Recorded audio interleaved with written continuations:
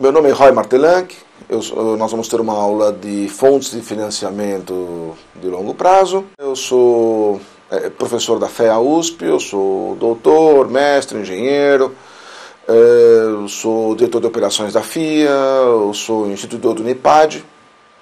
Tenho uma série de atividades de consultoria em empresas, você vê o logo de algumas aí. E, naturalmente, trabalhos publicados em congressos, revistas acadêmicas e uma série de livros que a gente publicou, alguns recentemente.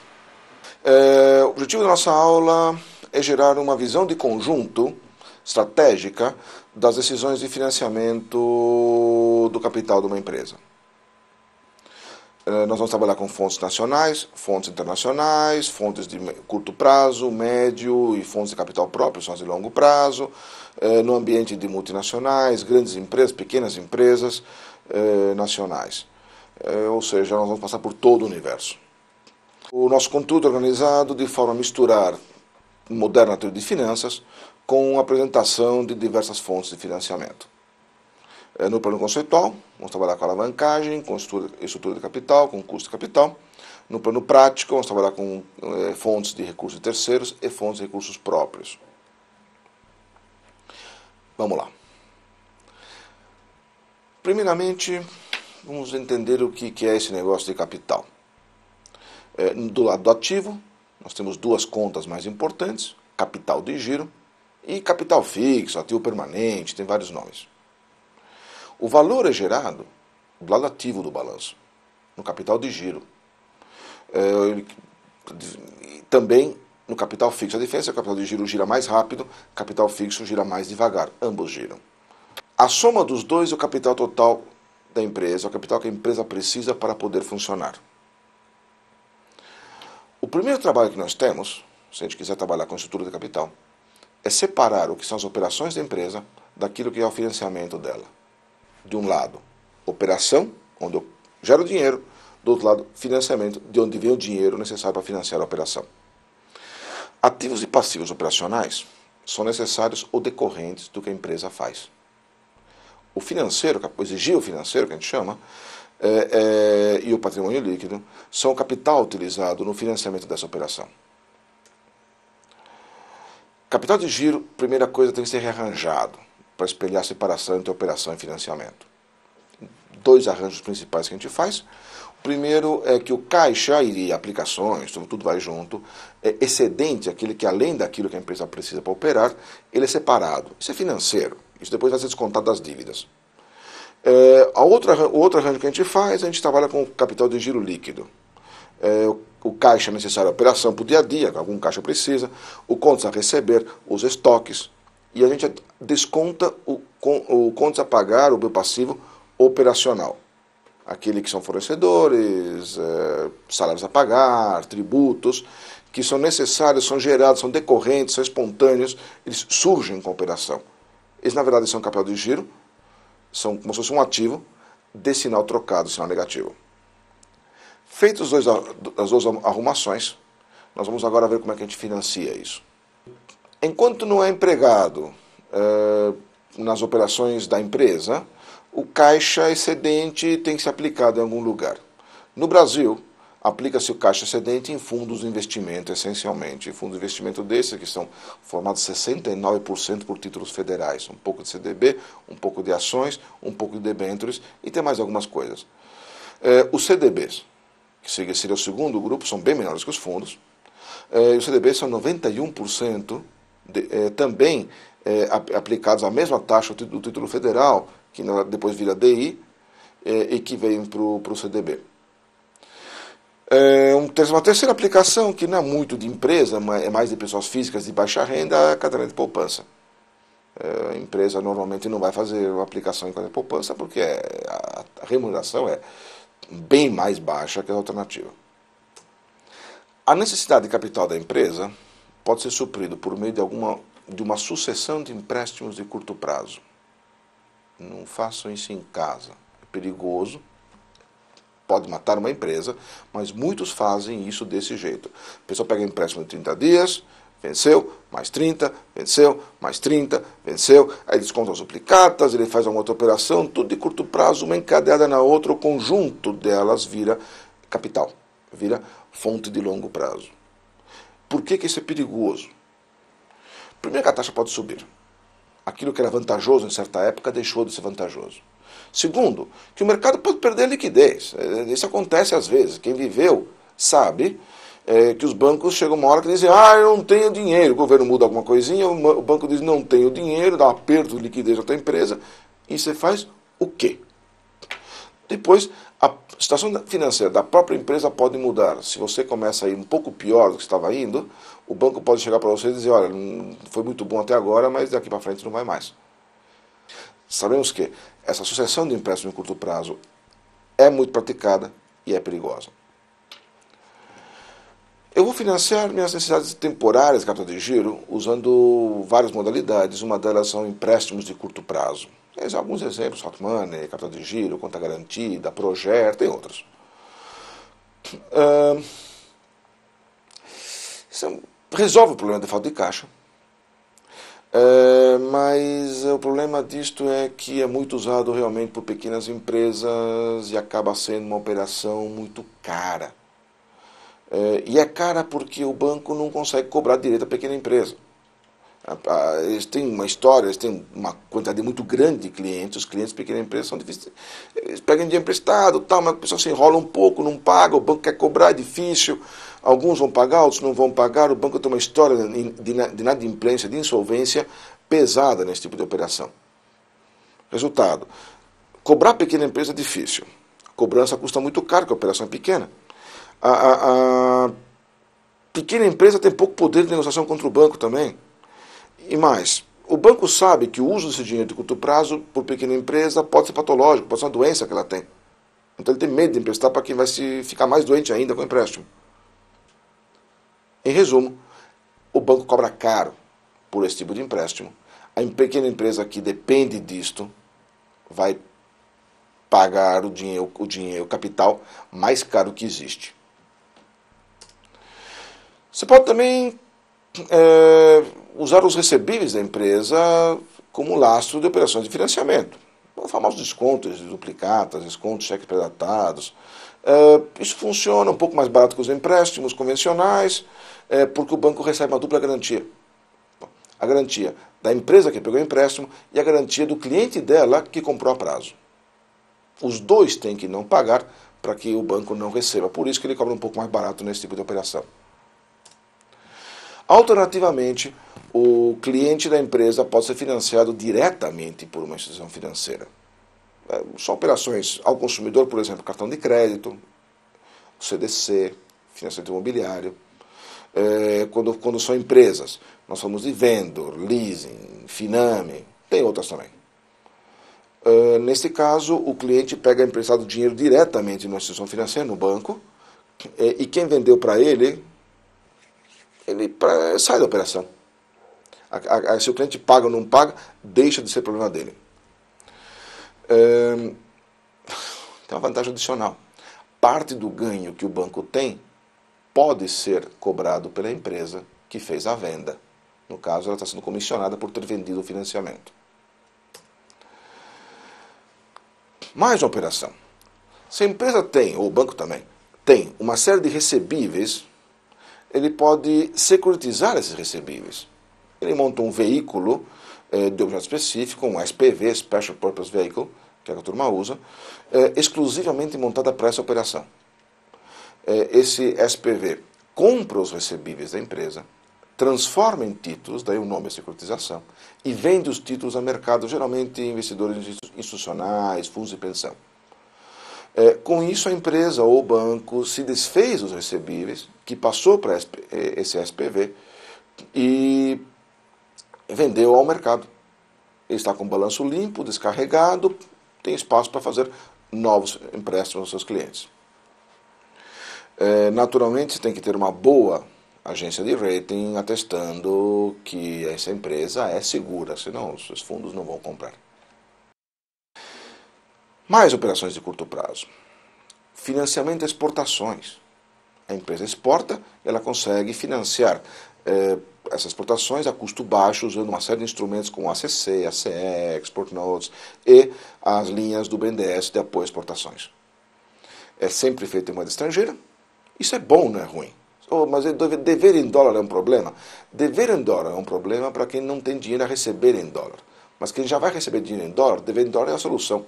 Se o dólar sobe ou cai, você está blindado.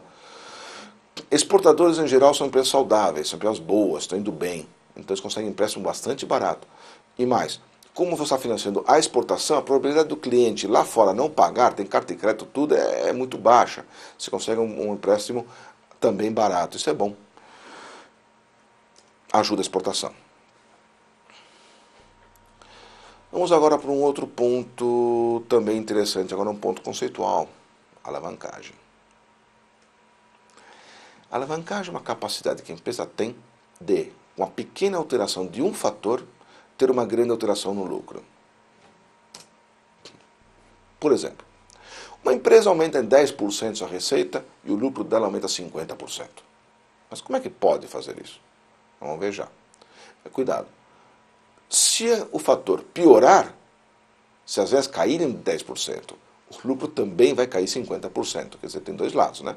O lado da alta, que é muito bom, e o lado do problema, que é muito temido. Para a gente poder entender a alavancagem, eu não conheço forma melhor do que trabalhar com um exemplo. O que você vê na tela é um exemplo muito simples, a gente vai explicar ele por partes. Primeiro bloco vai ser esse que ficou em vermelho, é o preço de vendas de R$1 nesse exemplo, multiplicado pela quantidade que a pessoa vende, 1.000 unidades, dá uma receita de R$1.000. Segundo bloco é o bloco do custo variável. A mesma quantidade, R$1.000, vezes um custo variável unitário de 70 centavos, nos gera um custo variável total de R$700. Se eu vendo R$1.000 e eu tenho um custo variável de 700, eu vou ter um lucro variável, quer dizer, uma margem de contribuição, de 300. Agora está na hora de tirar o custo fixo. Porque se eu tenho um lucro variável de 300 e eu tenho um custo fixo de 150, vai me sobrar um lucro operacional de 150 também. Esse é o lucro do negócio. Mas eu pago juros. Desse meu lucro operacional de 150, eu pago 100 de juros, porque eu resolvi ter uma dívida. Meu lucro líquido passa a ser só de R$50, ou seja, algo como 5% da receita original. Vamos ver o que acontece se as coisas mudarem. Vamos supor então que a quantidade vendida aumente de 20%. Muito bem. Preço de venda R$1. Quantidade 1.200 agora. A minha receita vai para 1.200. Meu custo variável, que a quantidade aumentou, também vai aumentar, porque agora tem que comprar mais mercadoria, comprar mais matéria-prima, vai para 840. 1.200 menos 840, meu lucro variável é de 360 agora. Veja que cada um deles aumentou 20%, tudo é a mesma coisa. Só que agora eu vou descontar dos 360 um custo fixo de 150.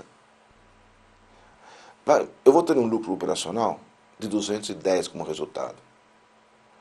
Perceba que 210 é 40% maior que os 150 que o lucro operacional era no começo. Uma variação de quantidade vendida de 20% gerou um aumento do lucro operacional de 40%. É 2 por 1. É isso que é alavancagem. A alavancagem operacional ocorre porque existe o custo fixo. Mas o que acontece com o lucro líquido se por acaso meu lucro operacional aumenta 40%? Meu lucro líquido vai passar então de 50, que era originalmente, para 110. O lucro líquido aumentou de 120%. Um aumento do lucro operacional de 40, um aumento do lucro líquido de 120. 3 por 1. Então a alavancagem é 3. A alavancagem financeira acontece porque os juros não são nada mais do que só uma outra forma de custo fixo. Vamos ver o conjunto? Eu tenho um grau de alavancagem operacional. A variação percentual do lucro operacional sobre a variação percentual da quantidade vendida. 40% sobre 20%, 2. Grau de alavancagem financeira, que é a variação percentual do lucro líquido sobre a variação percentual do lucro operacional. 120 sobre 40, dá 3. Lembra? A combinação das duas me dá agora a alavancagem combinada. Variação do lucro líquido sobre a variação da quantidade vendida. 120% sobre 20%. 6. Se eu multiplicar as duas, a grau de alavancagem operacional pelo grau de alavancagem financeira, vou ter exatamente o mesmo grau de alavancagem combinada. 6. Esta empresa, se tiver uma variação de 10% na quantidade vendida, vai ter o lucro variando 60%, lucro líquido.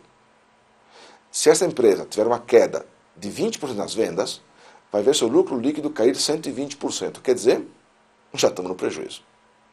Quanto maior a alavancagem operacional, depois financeira, maior a possibilidade, o poder que a empresa tem de, mudando um pouco as vendas, aumentar muito o lucro. Mas também, maior é o risco que ela corre, e se às vezes cair um pouquinho, o lucro dela vai lá para baixo. Para conferir, vamos lá, o exemplo completo, tudo de novo. Eu aumentei a quantidade vendida para 1.200. A receita mudou para 1.200. O custo variável para 840. Lucro variável, 360. Lucro operacional, 210. Lucro líquido, 110. A alavancagem operacional é de 2, a alavancagem financeira é 3, a alavancagem combinada é 6. As empresas, então, buscam a alavancagem financeira, elas procuram se alavancar para ter os ganhos decorrentes do que nós já acabamos de ver. É claro que se alavancar pode ser vantajoso. Sabemos também que fazer isso usando fontes de financiamento de curto prazo pode ser arriscado. As empresas costumam fazer isso corretamente usando fontes de financiamento de longo prazo. Uma delas, aplicada em grandes empresas, são as debêntures, que são títulos de dívida emitidos por companhias de capital aberto, sob fiscalização da CVM, títulos negociados no mercado de capitais. O estoque disso é de 85 bilhões de reais. As emissões por ano são de 43 bilhões. 70% são de companhias de leasing. O mercado secundário de debêntures é de 19 bilhões de reais por ano. A pessoa não precisa comprar debênture e ficar com ela. Ela vende para outra pessoa, que vende para outra, que vende para outra, que vende para outra, como se fosse uma ação. É um título. Com isso, a pessoa pode carregar uma debênture por um prazo curto, mesmo a debênture sendo de um prazo maior. A maior parte do pessoal vende debêntures para cobrir necessidades de capital de giro. Outros vendem debêntures para trocar fontes de financiamento de curto prazo por fontes de financiamento de longo prazo. Prazo de debênture é algo como 5 anos, só que tem periodicamente uma repactuação, quer dizer, o pessoal senta na mesa e diz, puxa vida, vamos mudar, então mudou o mundo, um ano, 2 anos depois, mudar as condições do mercado, a taxa de juros que você me pagava não serve mais, vai ter que pagar um pouco mais, ou então a taxa que eu te pagava está ficando cara, vou te pagar um pouco menos. Isso faz com que a debênture, na verdade, se transforme num título mais curto que o prazo nominal, naquele exemplo que eu dei de 5 anos. Debêntures são indexadas no Brasil. 81% indexadas em DI. 11% em GPM. Se um desses indexadores subir muito, o custo da dívida da empresa também vai subir. Ou seja, ela fica exposta a esse indicador. Debêntures podem ter garantia real sobre algum ativo específico, garantia flutuante sobre ativos em geral, ela pode ser sem garantia nenhuma, ou ela pode ser subordinada. Significa que o debenturista recebe só depois que todos os demais credores receberem, se a empresa tem um problema. Isso é importante, porque para os demais credores, essa empresa não está endividada, é como se não tivesse dívida nenhuma. Se é dívida subordinada, pode ter quanto você quiser, eu vou receber antes.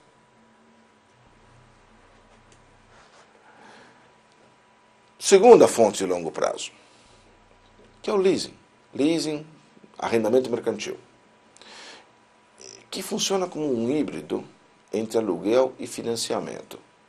Ele tem a função do financiamento e ele tem uma série de aspectos legais do aluguel, legais e tributários. Ele tem legislação específica. O estoque de leasing é de 21 bilhões. E principalmente são financiados veículos, 68%. Máquinas, equipamentos, 24%, e um pouco de recursos de informática, 5%. Um aspecto interessante do leasing é que ele deve ser reconhecido como mais uma fonte de financiamento de longo prazo, convencional, quando a gente estuda a estrutura de capital.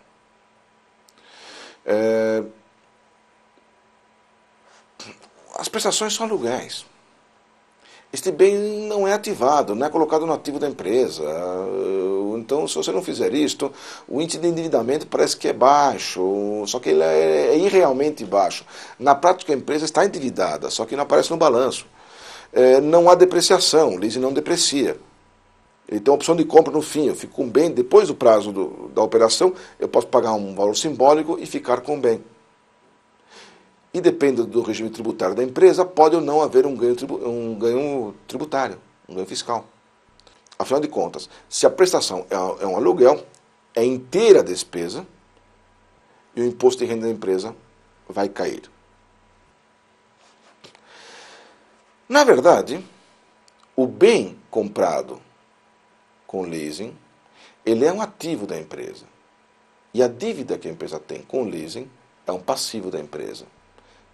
Na análise de estrutura capital, o leasing, então, tem que ser revertido sob forma de financiamento. Temos dois desenhos, temos dois balanços no desenho. Um deles é o balanço sem reconhecer o leasing. O segundo é reconhecendo o leasing tanto como ativo quanto como passivo. Afinal de contas, o balanço continua precisando fechar. A versão da esquerda não serve para análise de estrutura capital. A gente usa a direita. Grandes empresas podem captar por meio de emissão de títulos nos mercados financeiros do exterior. Só as grandes e sólidas. Porque o pequeno não tem acesso a isso e quem está meio mal das pernas também não tem. Os bancos também fazem isso. Eles também emitem títulos no exterior. Eles emitem um título grande por um prazo longo e depois eles retalham esse título grande e transferem ele, repassam ele sob forma de empréstimos de prazos mais curtos, de valores menores para uma série de clientes que são médias empresas. O risco é duplo. Primeiro, a empresa fica exposta a um câmbio que é inconstante. O dólar sobe, o dólar cai, a dívida aumenta, a dívida diminui. E depois, em qualquer crise política que um país tenha, o Brasil é vulnerável a isso, os credores internacionais podem dizer, puxa vida, sabe o que eu vou fazer? Não vou renovar as operações externas. E aí a empresa tem que pagar as dívidas que já contraiu, que vencem geralmente antes das eleições, e se houver qualquer ruído no ar, ela pode não conseguir fazer a renovação. E aí fica com o quê? Como é que ela faz? Primeiro para pagar e depois para operar. É obrigada a sair correndo e pegar qualquer dinheiro que tenha no mercado brasileiro a qualquer preço. Uma multinacional trabalha seu endividamento de forma muito interessante. Ela pode trabalhar com dívida global e não nacional. Ela escolhe onde pega dinheiro emprestado. Ela vai pegar dinheiro emprestado onde for mais prático e geralmente onde for mais barato. No país em que for mais barato. Dificilmente o Brasil. Ela pega dinheiro em qualquer país lá fora, em que naquele dia esteja mais barato, ela põe no balanço dela, traz o dinheiro para cá e faz com ele os seus investimentos locais. O que importa é o endividamento global da empresa. Mas, às vezes, ela pega dinheiro emprestado localmente. Isso ajuda muito porque, diante de alguma vulnerabilidade política, isso acontece em países de terceiro mundo, é importante haver sócios locais que ajudem a fazer pressão para que o mundo não piore muito para aquela empresa. Mais uma fonte de longo prazo. BNDES. BNDES é um banco de desenvolvimento federal que financia investimentos a custo baixo e o prazo médio. Esse prazo médio é algo de 4, 10 anos. Ele usa fundos baratos, de fundo de garantia de tempo de serviço, e ele emite num ano 43 bilhões. 75% do dinheiro do BNDES vai para grandes empresas. 62% do dinheiro do BNDES vai para a região sudeste. Por um lado, tudo bem. 55% da economia está na região sudeste. Então isso aqui é um pouco mais do que o PIB da região. E menos do que o PIB da região é aplicado pelo BNDES nas regiões norte e nordeste, que tem outras fontes também favorecidas. 41% do dinheiro do BNDES foi usado no setor de transporte, 26% em indústria e transformação, 24% em outros serviços. Financiamento do BNDES tem como objetivo viabilizar investimentos, portanto, desenvolvimento econômico e social. É um financiamento favorecido. Primeiro, é mais abundante e mais fácil de conseguir que empréstimos bancários convencionais. O prazo é mais longo, a taxa é mais baixa. Só que ele é vinculado a alguns investimentos que o governo deseja incentivar. Fundos governamentais, temos a Caixa, o Banco do Brasil, temos o BNB, o BASA, o BRDE, outros bancos de desenvolvimento, Minas Gerais. Nós temos o Ministério da Ciência e Tecnologia, que tem uma série de operações, temos a FINEP. Há uma série de fontes estrangeiras de capital favorecido. Os Exim Banks japonês, norte-americano, o Hermes alemão, então, cada país praticamente tem o seu. Esses bancos financiam exportações dos seus países.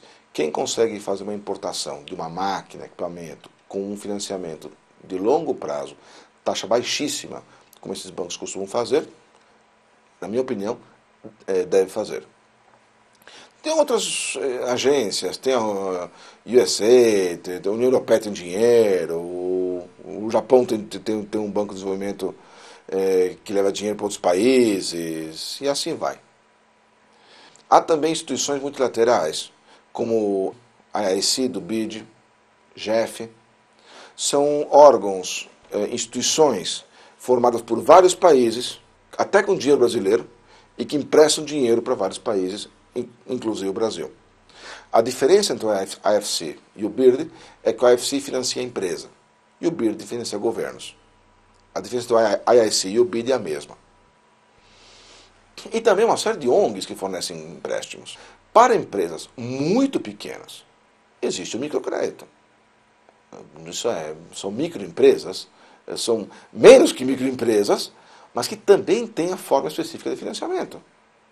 É claro que quem coloca o dinheiro numa ONG que vai fazer empréstimos de microcrédito está pensando não em ganhar dinheiro com isso, está pensando em ajudar o pessoal de renda muito baixa a se virar sozinho. Há também uma série de fundações que trabalham com isso.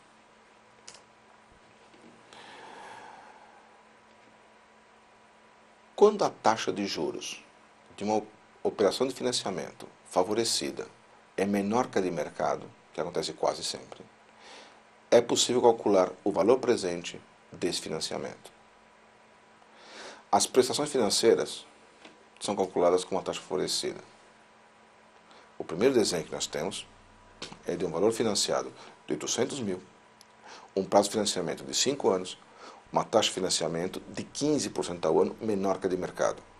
E uma prestação anual, portanto, de 238.652, calculada a partir dos dados do contrato. Dado que a empresa vai pagar prestações de 238.652, que foram calculadas com uma taxa favorecida de 15%, e dado que o mercado, na prática, para aquela empresa, está cobrando 20%, temos um ganho. Bom, se pegarmos as prestações de 238.652 e trouxermos o valor presente pela taxa de mercado de 20%, temos um valor presente de 713.717, que é menor que os 800 mil originais. A diferença entre os dois é o valor presente do favorecimento. O importante é que esse valor presente ele é um ganho que a empresa tem, que vem do financiamento e não do projeto que está sendo financiado. Este ganho, esse valor presente, deve ser somado ao valor presente do projeto.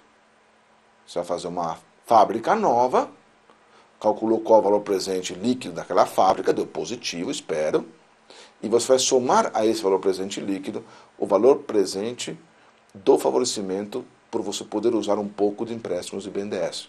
Melhora o projeto, se torna mais atraente.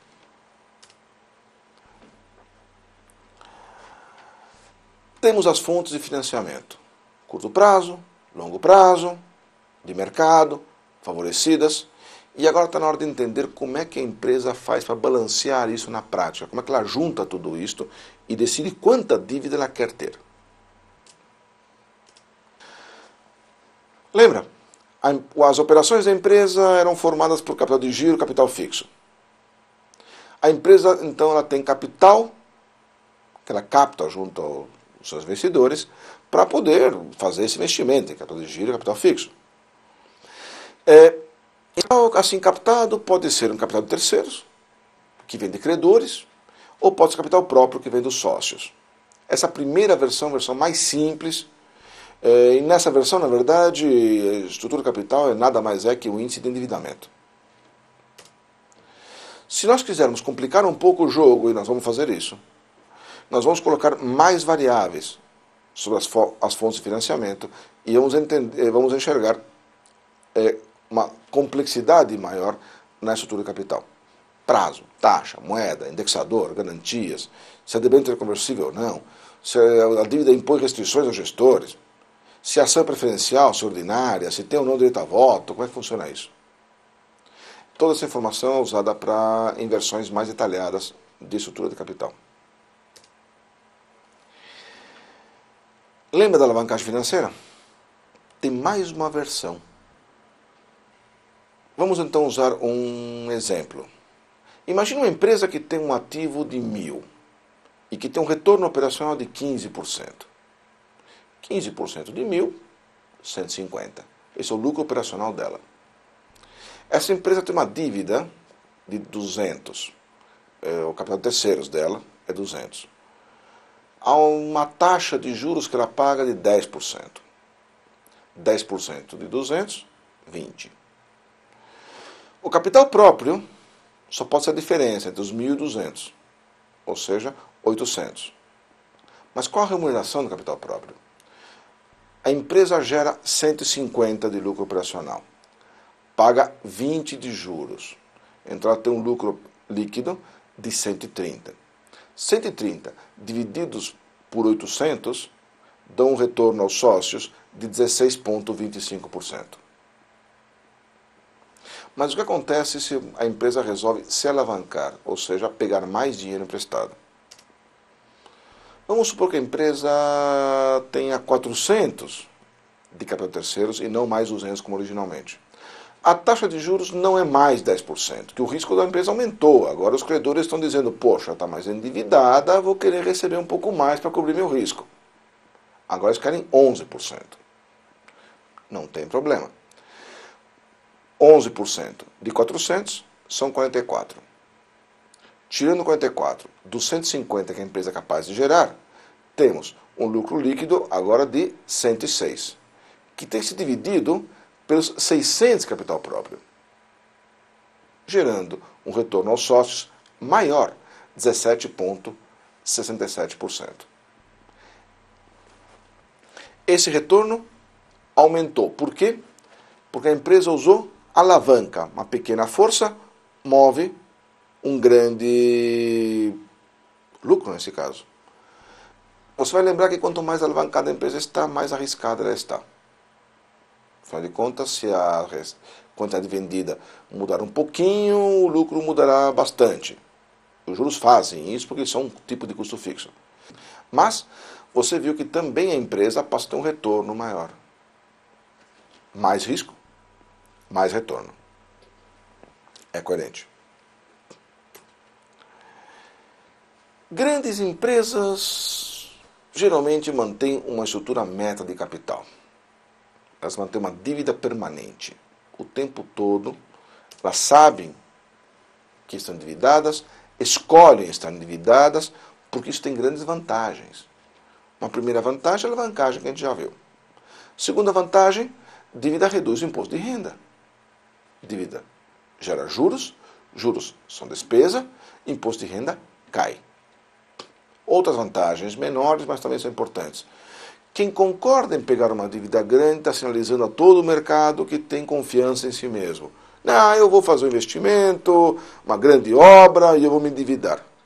Tem seu risco. Todo mundo sabe que tem seu risco, grandes falências ocorreram por esse motivo. A pessoa fazendo isso, ela está sinalizando que ela tem autoconfiança.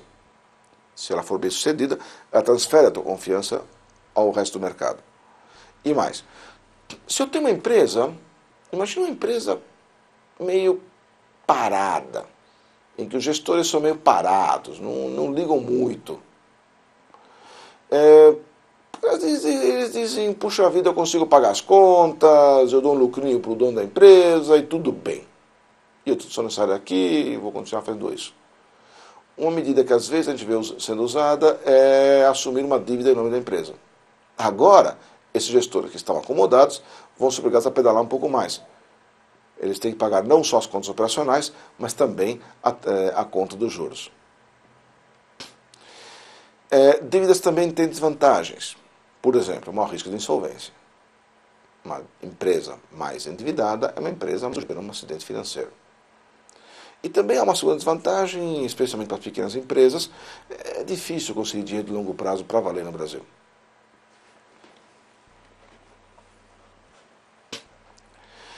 Na prática, não há metodologia clara para determinar o que seria uma estrutura ótima de capital. O que não impede as empresas de trabalhar com uma meta. A empresa diz, puxa vida, quero meio a meio. Meio dívida, meio capital próprio. Passou um pouquinho a dívida, eu reduzo a dívida. Eu pago um pouco de dívida. Se por acaso for o contrário, a dívida se reduziu muito, foi muito lucrativa, a dívida caiu, não tem problema. Pega dinheiro emprestado para transferir dinheiro para os sócios ou fazer algum investimento. Ela fica tentando manter aquela meta que ela acha que é próxima do ótimo. Tem um outro mundo, o mundo da pequena empresa. Para a pequena empresa, os juros são tão altos que, em geral, vale a pena ter dívida nenhuma. Então, a estrutura ótima de capital da pequena empresa, a gente costuma dizer que é de 100% de capital próprio. Mas há uma exceção. A exceção, em geral, são os empréstimos favorecidos, por exemplo, do BNDES. Dívida de prazo mais longo, então mais segura, dívida mais barata, então você consegue usar a alavancagem a teu favor e não contra. É por isso, o que a gente, em geral, recomenda para a pequena empresa é não manter dívidas, porque dívidas são muito caras, mas, se ela fizer um investimento, tentar financiar isso com o BNDES, porque é barato, porque é longo prazo, porque é um pouco mais seguro. Ora, cuidado, o investimento tem que dar certo. Porque se o investimento der errado, a dívida está lá e tem que ser paga.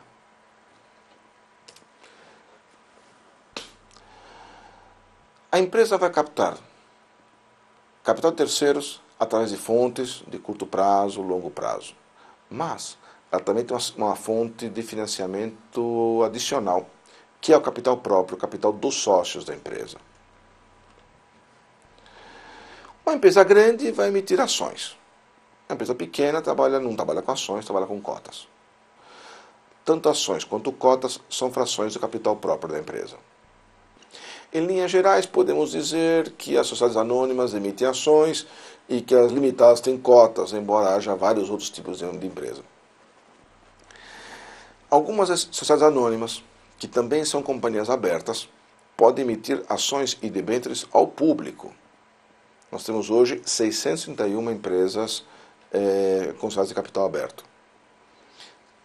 Essa emissão ao público é uma emissão delicada, porque o sócio é um sócio talvez não profissional, uma pessoa física que compra um pouco de ações, ela tem que ter confiança no que está comprando, tem que haver alguém regulamentando esse mercado, esse regulamentador é a CVM. Algumas ações são preferenciais, outras ações são ordinárias. As ações ordinárias se diferenciam das preferenciais porque têm direito a voto. As preferenciais têm algum outro tipo de, vamos dizer, vantagem. Na verdade, a preferencial tem menos vantagens que a ordinária, por perder o direito a voto.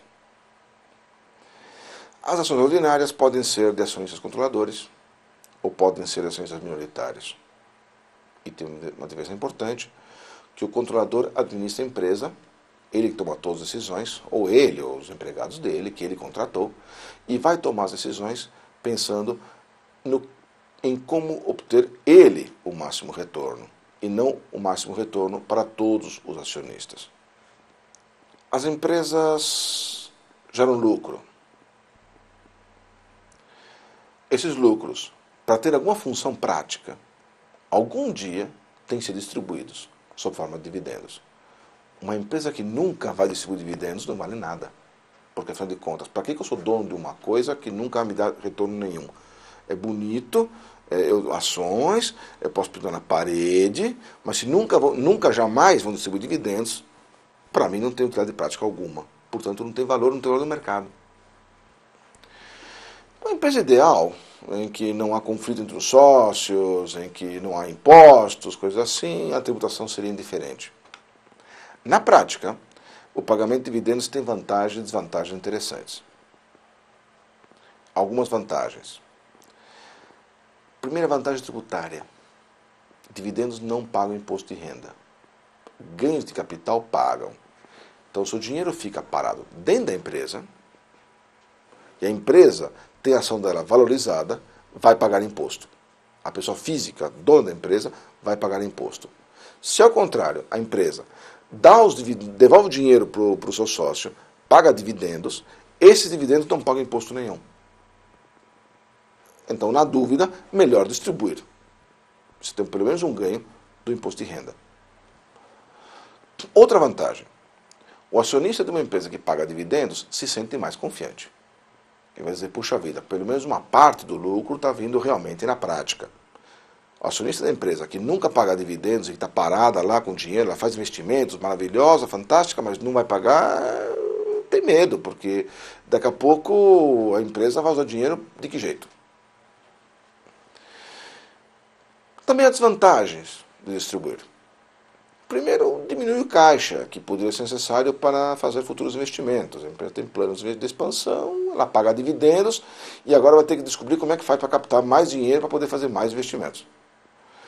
Outra desvantagem é que se a empresa tiver dívidas, é geralmente vantajoso pagar primeiro as dívidas que são mais caras que a rentabilidade que o acionista pode ter no mercado financeiro. Cada empresa define a sua própria política de dividendos. Cada um vai dizer o que é ideal para ela. Depende muito de quanto ela precisa de caixa, quanto ela precisa daquele dinheiro ela mesma, e depende muito de quem são e como pensam os seus sócios. O risco do capital próprio é maior que o risco do capital terceiros. A empresa pode ou não ter lucro, pode ou não pagar os dividendos. Se o ano não for muito bom, o credor vai receber. O sócio não. O sócio vai até ter que pôr dinheiro a mais. O retorno pode ser negativo, a empresa pode ter prejuízo. E mesmo assim conseguir pagar todos os seus bancos, etc, etc. Se houver uma insolvência, a empresa quebrou, os credores recebem antes. O ativo da empresa é usado primeiro para os bancos, primeiro para os credores, e depois, se sobrar, para o sócio. Afinal de contas, foi o sócio que quebrou a empresa, não foi o banco. Isso faz com que o risco pela própria seja maior. Quem tem ações sabe que as ações oscilam muito. Quem tem títulos de empresas, uma debênture, sabe que, a não ser que ela realmente quebre feio, ele vai receber normalmente, sem se preocupar. Se o risco do capital próprio é maior, o acionista, o sócio, naturalmente vai querer receber um retorno maior. Então, para grandes empresas, o banco empresta por um valor, por uma taxa, o sócio vai receber mais. Ele precisa receber mais, que o risco dele é maior. Essa relação se inverte completamente na pequena empresa. Lembra que na pequena empresa, nós vimos que o banco tem uma dificuldade enorme de cobrar, se o pequeno empresário paga se quiser, tem muita forma de fugir, e o banco empresta pouco, para cobrar é caro. Então o pessoal faz empréstimos caros para o pequeno. Pode acontecer do custo do capital de terceiros ser maior que o custo do capital próprio na pequena. Vimos que a remuneração do capital próprio tem que compensar o risco do acionista. Só que não vimos como se calcula isto. Podemos construir o custo do capital próprio a partir dos seus componentes. Primeiro, é o retorno da aplicação financeira. Ninguém vai aceitar receber menos na empresa do que consegue receber na aplicação financeira convencional. Padrão geralmente aceito no Brasil é o CDI. O padrão internacional são os títulos de dívida pública norte-americanos de 10 anos, que são considerados sem risco algum. O retorno da aplicação financeira não é suficiente para o acionista porque o risco dele é maior. Ele tem que adicionar a esse retorno o risco específico da empresa, que é o risco de estar em qualquer empresa multiplicado por um fator de sensibilidade daquela uma companhia. É o famoso beta da empresa. A isso tudo, eu tenho que somar mais um tipo de risco, que é o risco da empresa funcionar no Brasil. Sabemos que países como o Brasil têm risco bem mais alto do que o mesmo investimento, uma empresa igualzinha nos Estados Unidos, na Europa, no Japão, em qualquer país do primeiro mundo. O Brasil já teve moratória, o Brasil já teve campanha contra pagamento de dívida, o Brasil pode um dia ter um problema, sabemos disso, a Argentina, do lado, teve um problema. Então o pessoal cobra mais de países como este, cobra uma porcentagem mais, que pode ser baixa, mas ela existe. Isso é parte do risco de quem investe ou nos títulos do país lá fora ou nas ações das empresas brasileiras aqui dentro. Esse adicional de risco é transformado num adicional de retorno que o acionista espera receber quando investe num país como este. O nome dessa parcela adicional é risco soberano, risco país, muitas vezes chamado de risco Brasil. Adicionalmente à equação que você vê na tela, pode haver alguns prêmios que a gente não mencionou. Se a empresa é pequena, supostamente o risco dela é maior. Se o risco dela é maior, tem que haver um prêmio de empresa pequena, prêmio de porte, que é chamado. Se a participação é minoritária, vale menos que o mesmo número de ações na mão do controlador. O controlador administra a empresa para ele. O minoritário vai do jeito que o controlador achar que deve ir. Então a empresa vale menos para o minoritário do que para o controlador. Valendo menos, o custo de capital para ele, para essa participação minoritária, é um pouco maior. A empresa de capital fechado também tem um adicional ao custo de capital. Por quê? É um adicional de liquidez. Se eu tenho ações de uma empresa que é negociada em bolsa, se eu preciso de dinheiro por qualquer motivo, eu vou à bolsa e vendo a ação, muitas vezes no mesmo dia, mesma hora, mesmo minuto. Se eu sou dono de uma empresa de capital fechado, cuja ação não tem liquidez, para eu conseguir vender, eu vou ter que primeiro arrumar comprador, depois eu vou ter que calcular o valor da empresa, eu vou ter que convencer o fulano de que o valor da empresa é esse mesmo, ele vai ter que me pagar, eu vou ter que ter certeza que eu vou receber, é muito mais complicado. Essa falta de liquidez faz com que a empresa valha menos.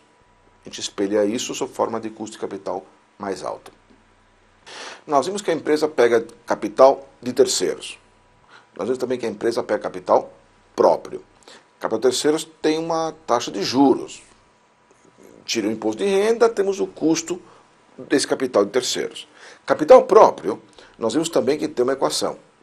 É o risco, a remuneração normal de mercado, para aplicação financeira sem risco nenhum, mais o risco da empresa, mais o risco do país. Agora, uma parte do capital tem um custo, a outra parte tem um outro custo. Eu não preciso saber isto se eu estou querendo tomar decisões na operação. Então, o que a gente faz? Calcular um custo médio ponderado de capital. As várias fontes de capital, cada uma tem seu custo, cada uma tem um montante de capital, tira a média ponderada. Quem tem mais, vai entrar com mais peso. Um exemplo. Eu tenho uma empresa com capital terceiros de 400 a 11%. Lembra desse? Já usamos. Essa mesma empresa tem capital próprio de 600. Portanto, capital total de 1.000. Esse capital próprio vai custar 16%. Ora, como é que eu misturo o 11 com 16? É só ponderar. 400 vezes 11%, mais 600 vezes 16%, divido tudo por 1.000, que é a soma do capital, me dá 14%. Acabei de saber quanto que a operação, o negócio da empresa tem que render. Tem que render 14% para você nem ganhar, nem perder. Se render 15, está ótimo. É 1 a mais que os 14. Render 13 é uma droga. É 1 a menos que os 14. Você acabou de destruir riqueza dos investidores. Um resumo geral. A empresa precisa fazer o tempo todo novos investimentos. Só que ela também tem que saber se por acaso o investimento é viável ou não. É bom o investimento? Como é que eu sei? A empresa tem operações em andamento e tem que saber se o retorno é adequado. Nos dois casos, ela vai ter que calcular o retorno da operação e comparar com o custo de capital. Se a operação der mais que o capital custa, parece que é um bom negócio, pelo menos é viável economicamente. Outra forma de fazer é pegar o custo médio ponderado de capital, como nós vimos agora há pouco, e usar para o cálculo do valor presente líquido do novo empreendimento. Vou montar uma loja, vou gastar lá 100 mil reais para montar loja, com estoque, com tudo, e eu quero saber se por acaso o valor presente líquido desse meu investimento é positivo. Eu uso como taxa, no cálculo do valor presente líquido, o custo médio ponderado de capital. Essa empresa precisa captar capital de terceiros e capital próprio. Para isso, ela escolhe entre muitas fontes de recursos de terceiros de curto e longo prazo. Também escolhe como captar capital próprio e como fazer para pagar dividendos. Cada uma dessas fontes de capital tem seu custo. A empresa vai calcular, então, um custo médio ponderado de capital, que nada mais é do que a composição dos custos de todas essas fontes de recursos que ela usa para financiar seu capital. A empresa escolhe uma estrutura ótima de capital. Ela diz, não quero ter mais que tanto de dívida. Também não quero ter menos, porque dívida pode ser vantajosa, se for barata. Ela escolheu estrutura ótima de capital, ela vai conseguir fazer a ponderação, eu acho que o ideal é essa estrutura, eu acho que cada fonte dessas me custa um tanto. Calculei custo médio ponderado de capital. Este custo é o que eu uso depois. Calcular VPL de projeto, comparar com o tiro de projeto e avaliar viabilidade econômica. Estrutura de capital é um conceito fundamental em finanças. Se você se endivida demais ou se endivida de menos, está jogando dinheiro fora. E pode estar correndo um risco grave, no caso de alto endividamento. Custo de capital é um conceito fundamental de finanças. A gente usa ele para verificar se um ativo, se uma operação é vantajosa ou não é vantajosa. Custo e estrutura de capital estão intimamente ligadas. São dois conceitos essenciais. Do lado prático, é fundamental para a empresa saber que alternativas de financiamento ela tem, de curto prazo, como nós vimos, empréstimos, financiamentos, fazer o cliente pegar empréstimo ele mesmo, securitizar recebíveis, pode ser uma forma de você repassar isso para terceiros e pegar, depois usar o capital que você pegou, fazer mais operações. Nós vimos também uma série de operações de longo prazo. Nós vimos as debêntures para grandes empresas, nós vimos a emissão de títulos no exterior para grandes empresas, nós vimos BNDES para qualquer porte de empresa e nós vimos leasing também para qualquer porte de empresa. São várias fontes possíveis que a empresa tem que se conhecer e tem que depois usar para montar a estrutura de capital que ela deseja ter. Investimento e financiamento, nós vimos estão unidos. E estão unidos através da estrutura e do custo capital.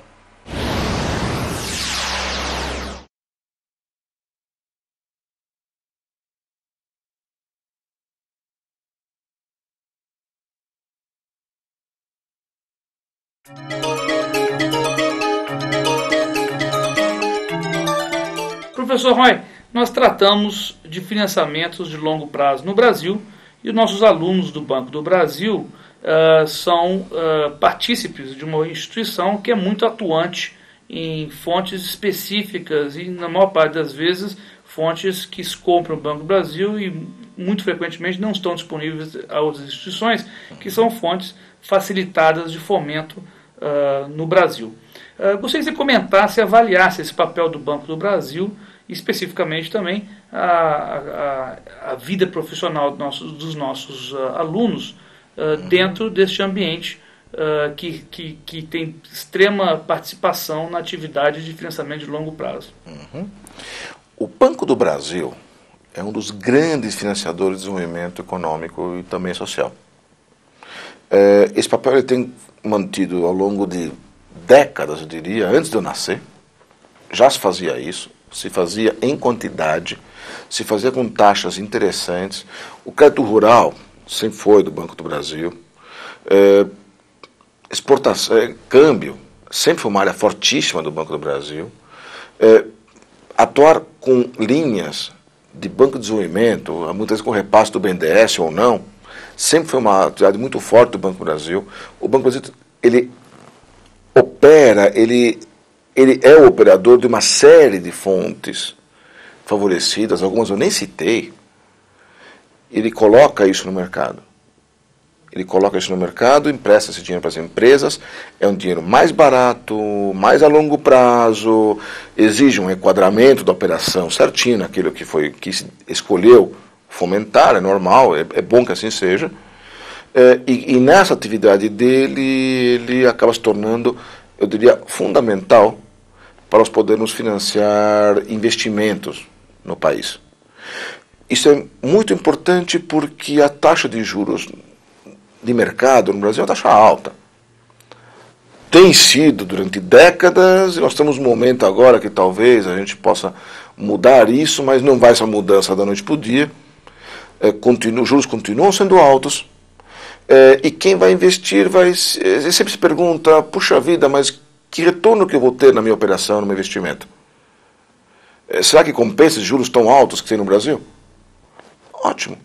Se ele conseguir, então, através do Banco do Brasil, com a ajuda, com o esforço do funcionário do Banco do Brasil, uma fonte mais barata, mais a longo prazo, ele vai conseguir fazer esse investimento, que senão não conseguiria, porque o dinheiro é caro, e fazendo esse investimento ele consegue, aí a linha de sempre, né? Consegue gerar emprego, consegue promover o desenvolvimento do país, ele consegue vender um produto mais barato para o consumidor, que também é uma contribuição fundamental, geralmente esquecida, mas é muito importante. Ele consegue desenvolver a região na qual ele está. Muitas vezes ele é um exportador, então ele consegue trazer divisas para o país. Tudo isso com a ajuda do banco, de quem forneceu o dinheiro para o banco, que pode ser o BNDES, pode ser qualquer outra fonte. O Banco do Brasil tem capacidade de buscar uma série de outras fontes também favorecidas de uma série de organismos, e com a ajuda do funcionário que está na ponta. Porque se o funcionário não leva esse tipo de oportunidade para o seu cliente, o cliente pode imaginar que é aquela síndrome, né? Não é para mim. Eu sei que isso existe, mas é só para os amigos. Eu sei que isso existe, mas é só para os grandes. Não é verdade. O Banco do Brasil está lá para levar esse dinheiro para todo mundo que dele puder fazer uso. Eu acho que talvez dentre as funções que um Banco do Brasil consiga exercer, levar dinheiro mais barato a prazo mais longo para investimento está dentre as socialmente mais relevantes.